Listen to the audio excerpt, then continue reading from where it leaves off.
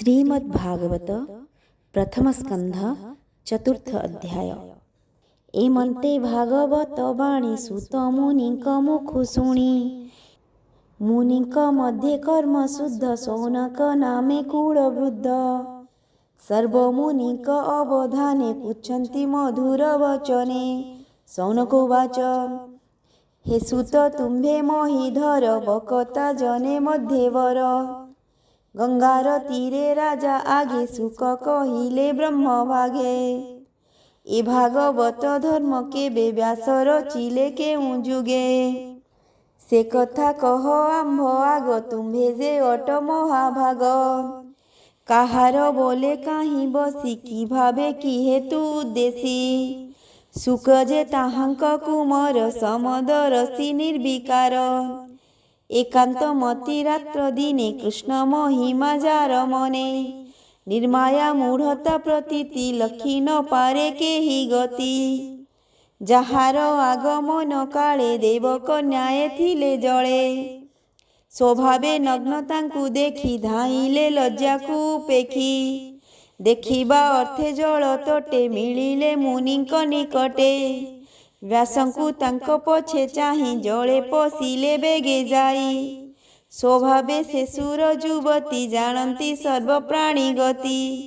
देखि कन्याक मूढ़ गति चंचल व्यासंकर मति। एमते कन्या गणे चाहि व्यास कहंती खेद बही। पुणी क्षण के पाई शांति कन्या को चाहि पचारंती।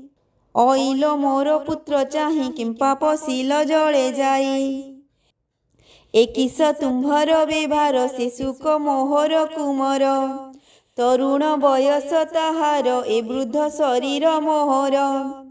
व्यास वचने नारी गणे तक्षणे नमिले चरणे। बोलंती व्यास मुख चाहि संसार तांक देहे नाही। तुम्भे जे बोलो आम्भे वृद्ध विषय रसे अछि सध।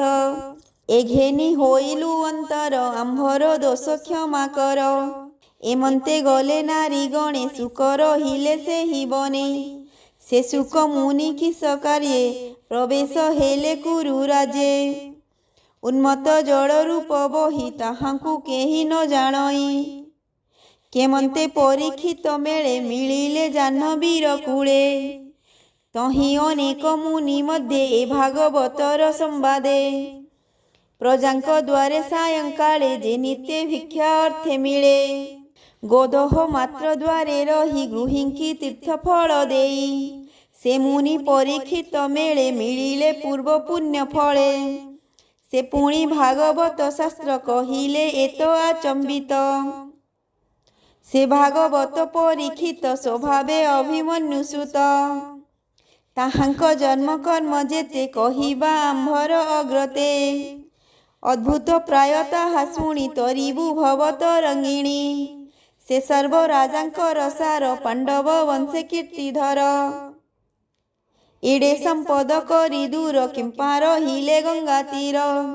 शत्रु राजाए जार पाद नमंती देईन संपद। जुवा वयसे नरपति तेजिन अचल विभूति। जेहु शरीर ए संसारे बहोई पर उपकारे। हरिचरण चिंति चित्ते जे राजा वर्ते जनहिते।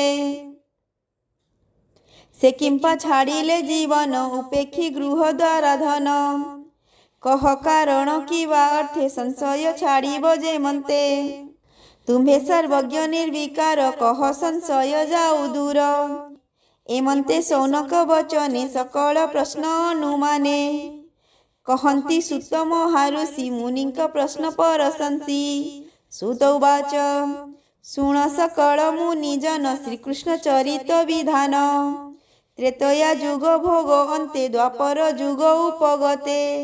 विष्णुर अंशे व्यास मुनि जन्मिले नर देह घेनी। पराशरंक बीजे जात जोजन गंधा गर्भगत। से एक दिने प्रातः काले स्नान करी गंगा जले। एकांते बदरिकाश्रमे बसिण निश्चल आसने। पर अपर ज्ञान जाने सकल शास्त्र परिमाणे। जे काल पुरुषर बळे जुगे उड़ंती अंतराळे। ତାହାଙ୍କୁ ନ ଦେଖନ୍ତି କେହି ବ୍ରହ୍ମାଣ୍ଡ ମଧ୍ୟ ଦେହ ବହି। ପ୍ରାଣୀଙ୍କ ବଳ ନିତ୍ୟ ହରେ ଯୁଗ ସ୍ୱଭାବ ଅନୁସାରେ। କଳିଆଗମେ ପ୍ରାଣୀଙ୍କର ଯେମନ୍ତ ହୋଇବ ବ୍ୟବହାର। ଶ୍ରଦ୍ଧା ଛାଡ଼ିବେ ଅତି ଦୂରେ ଦୁର୍ବଳ ହୋଇବେ ଶରୀରେ। ବୁଦ୍ଧି ହୋଇବ ଲୋଭଗ୍ରାସ ସ୍ୱଭାବେ ଅଳପ ଆୟୁଷ। ଦୁର୍ଭଗା ହୋଇବେ ସକଳେ ଏହା ଜାଣିଲେ ଯୋଗ ବଳେ। ବ୍ରାହ୍ମଣ ଆଦି ଚାରି ବର୍ଣ୍ଣେ କଳି ବଞ୍ଚିବେ ଯେଉଁ ଧମେ।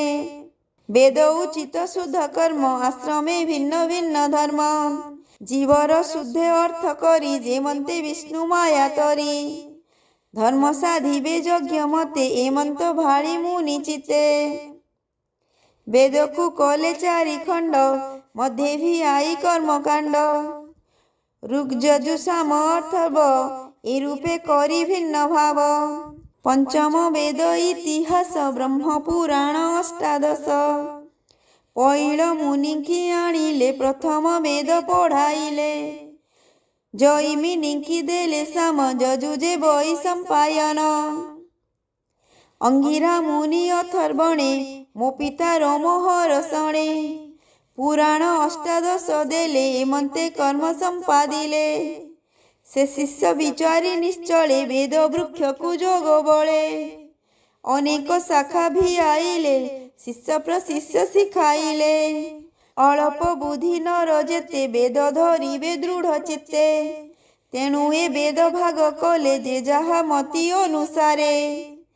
ଶ୍ରୀ ଶୂଦ୍ର ଜନ ଏ ଜଗତେ ଯୋଗ୍ୟ ନୁହନ୍ତି ବେଦ ପଥେ। ତାହାଙ୍କ ନିସ୍ତାରଣ ଅର୍ଥେ ଉପାୟ ଚିନ୍ତି ଦୟା ଚିତ୍ତେ। ବୁଦ୍ଧି ମନ୍ଥନେ ବେଦ ମନ୍ଥି ଭାରତ ପଦ ବନ୍ଦେ ଗୁନ୍ଥି। ବେଦ ଉଦ୍ଧାରି ସାର ଅର୍ଥ ସୃଜିଲେ ପୁରାଣ ଭାରତ। ପ୍ରାଣୀକୁ ନିସ୍ତାରିବା ଅର୍ଥେ କାନନେ ମିଳିଲେ ନିଶ୍ଚିତେ। କଲେ হে ସର୍ବଧର୍ମ ଯେତେ ତୋଷ ନୋହିଲେ ହୃଦଗତେ। ଆଶ୍ରିତ ସରସ୍ୱତୀ କୂଳେ ମନ ନ ରହଇ ନିଶ୍ଚଳେ।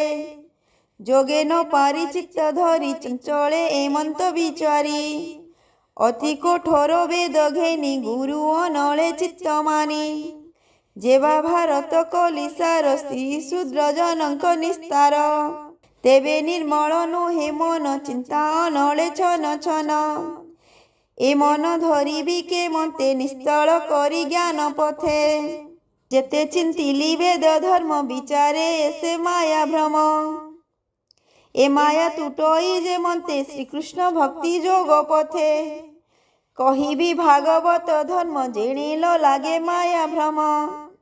ଏମନ୍ତ ହୃଦୟେ ବିଚାରି ମନକୁ ନ ପାରନ୍ତି ଧରି। ଏମନ୍ତ ସମୟେ ନାରଦ ଆସନ୍ତେ ଶୁଭେ ବୀଣାନାଦ। ତକ୍ଷଣେ ସରସ୍ୱତୀ ତଟେ ମିଳିଲେ ବ୍ୟାସଙ୍କ ନିକଟେ। ନାରଦ ଆଗମନ ଦେଖି ତକ୍ଷଣେ ଆସନ ଉପେକ୍ଷି। କେତେ হে ଦୂର ଆଗସରି ନାରଦ করে কর ধরি। বসাই উত্তম আসনে পূজিলে অতিথি বিধানে। ସେ ବ୍ୟାସ ନାରଦଙ୍କ ପାଦେ ସୁଜନେ ପ୍ରଣମ ଆନନ୍ଦେ। ଯାର ଚିନ୍ତନେ ପାପ ନାଶ ନମଇ ଜଗନ୍ନାଥ ଦାସ। ଇତି ଶ୍ରୀମଦ୍ଭାଗବତେ ମହାପୁରାଣେ ପାରମହଂସ୍ୟାଂ संहितायां प्रथमस्कन्धे नैमिषोपाख्याने चतुर्थोऽध्यायः। हरे कृष्ण कृष्ण कृष्ण हरे हरे। हरे राम राम राम हरे हरे। जय जगन्नाथ।